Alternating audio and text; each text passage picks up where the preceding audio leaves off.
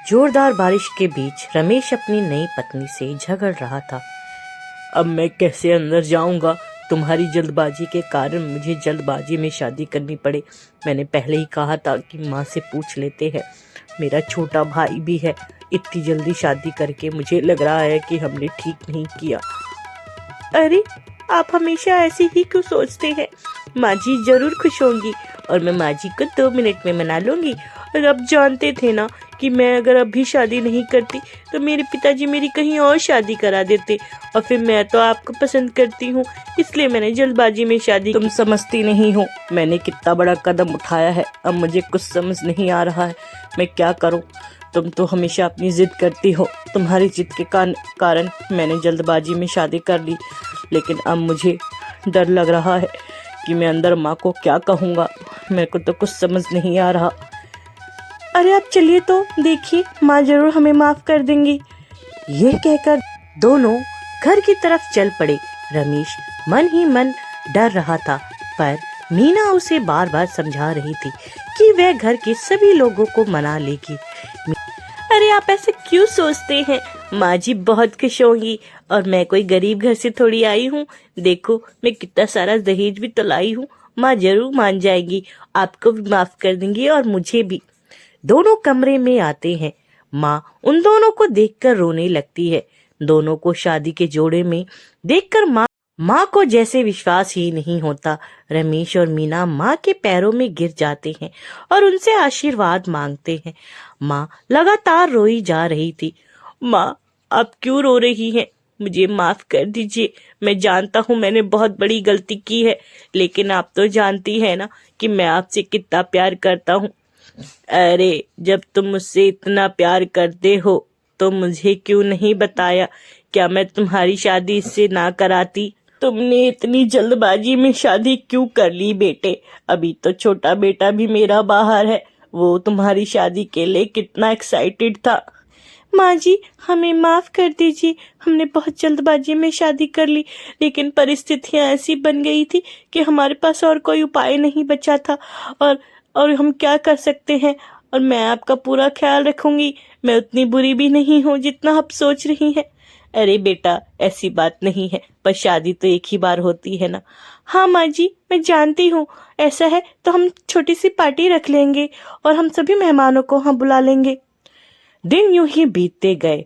मीना ने उस घर में अपनी अच्छी जगह बना ली थी। वह रात को रसोई में खाना बना रही थी और कुछ सोच के अपने मन में ही बुदबुदा रही थी। जाने में ये कब तक करती रहूंगी?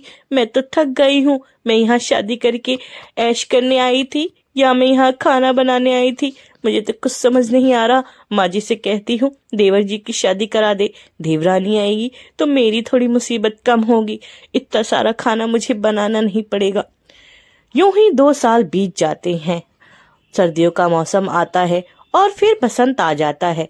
सभी अपने अपने कामों में व्यस्त हो गए, लेकिन कुछ ही दिनों बाद मीना का छोटा देवर मुकेश अचानक से एक दिन अपने साथ अपनी दुल्हन को शहर से लाता है और आके दोनों भैया भाभी के पैर छूता है।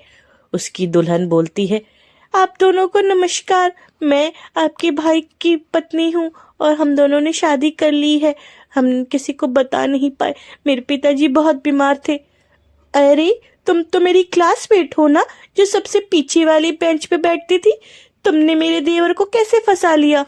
और तुम्हारी हिम्मत कैसे हुई मेरे देवर से शादी करने की? तुम तो बहुत गरीब घर से थी ना। जैसे तैसे तुम स्कूल में आती थी और पास होती थी, और अब तुमने मेरे देवर को फंसा लिया। मुझे तो तुम पे बिल्कुल डाउट हो रहा है। बताओ तुमने क्या किया मेरे देवर के साथ? वह स्कूल की बात थी। उस बात को तो बीते जमाना हो गया। आप कैसी बातें कर रही हैं? ये मेरी पत्नी है सुलेखा, और ये बहुत अच्छी है। पढ़ने से लेकर हर एक चीज में बहुत अच्छी है। इसके पिताजी बहुत गरीब थे और मुझे पसंद थी, इसलिए मैंने शादी कर ली। पर रमेश, तुमने ये ठीक नहीं किया। तुमने बिना बताए माँ से शादी कर ली।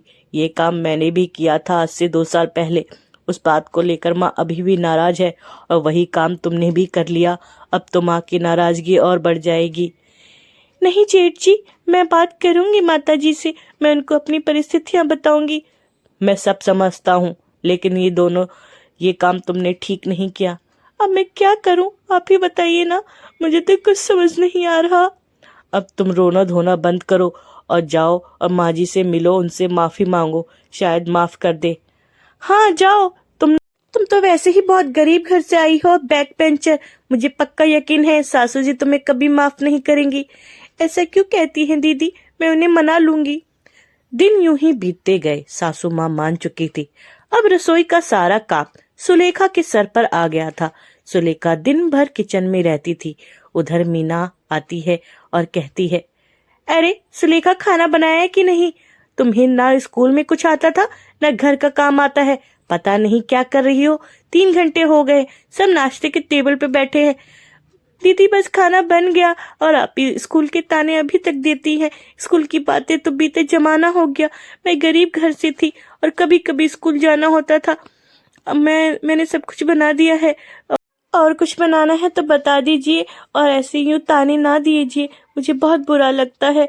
उन बातों को बीते जमाना हो गया। तुम मुझसे मुंह चला रही हो?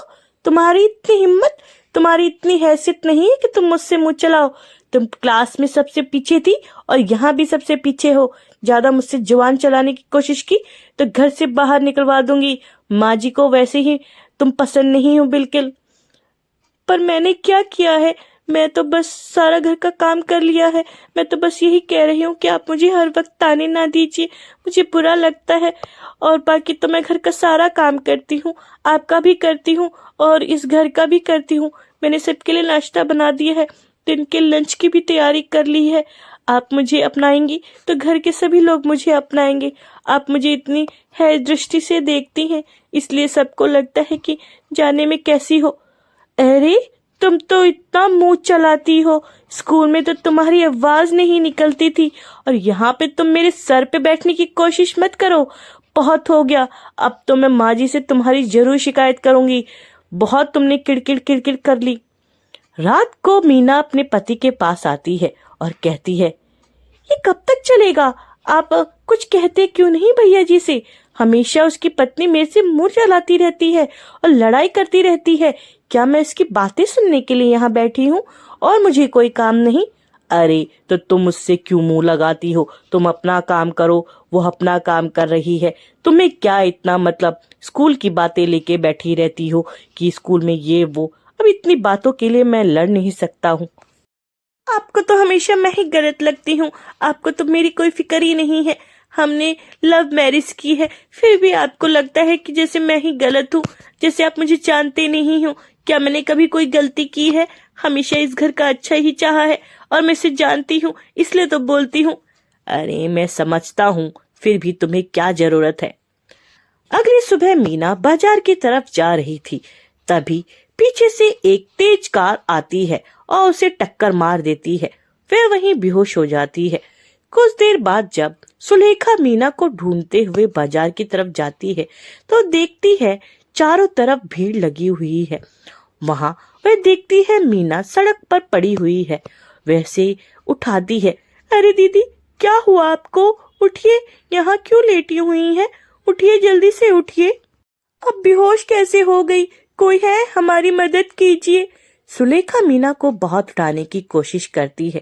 थोड़ी देर में जब मीना को होश आता है तो सुलेखा को देखकर चौंक जाती है और कहती है, सुलेखा तुम यहाँ पे मुझे एक गाड़ी ने टक्कर मार दी और मैं तब से बेहोश हूँ। मेरी किसी ने मदद नहीं की, मैं यहाँ पे पड़ी हुई थी। तुम यहाँ कैसे आई? दीदी अब बहुत देर से घर से बाहर थी, इसलिए मैं आपको ढूंढने चली आई। घर आकर जूस और पानी दिया। मीना लगातार रोए जा रही थी। सुलेखा ने कहा, दीदी आप रोइए मत, आराम कीजिए, आपको चोट लगी है, ठीक हो जाएंगी। अब आपको कोई खतरा नहीं है। अब हम घर पर हैं, आराम से बताइए कि क्या हुआ था? आपको कहीं ज्यादा चोट तो नहीं लगी ना? सुलेखा तुम कितनी अच्छी हो। वहां पर मुझे गाड़ी ने टक्कर मार दी और किसी ने मेरी मदद तक नहीं की। मैं रास्ते से जा रही थी और मैंने रोड क्रॉस किया। मैंने देखा नहीं कि तेज स्पीड से गाड़ी आ रही थी। अरे दीदी ऐसा ना करें, कोई ठोक के चला जाता, कुछ हो जाता तो क्या होता? आज आपकी किस्मत अच्छी थी और जो बच गई और मैं आपको ढूंढने आ गई। हाँ सुलेखा तुम सही कह रही हो, तुमने आज मेरी जान बचाई। कोई किसी का नहीं होता, सिर्फ परिवार ही अपना होता है। मैंने तुम्हें हमेशा कितना दुख दिया, लेकिन तुमने हमेशा मेरे अच्छा ही किया। आज भी तुमने मेरी जान बचाई। हमेशा मैंने तुम्हें स्कूल के ताने दिए। कोई बात नहीं दीदी, वो तो बीत गई बात है। अब हम दोनों साथ है ना, हम दोनों अब हमेशा खुश रहेंगे। लगी। अब दोनों एक मीना दूसरे को भी सारी बात समझ आ गई थी कि परिवार के ही लोग अपने होते हैं, बाहर कोई किसी की मदद नहीं करता। सुलेखा भी अब मीना को पसंद करने लगी थी। अब वह भी उससे प्यार से रहने लगी थी। सुलेखा मीना दोनों देवरानी जेठानी नहीं, बहनों की तरह रहने लगी थी।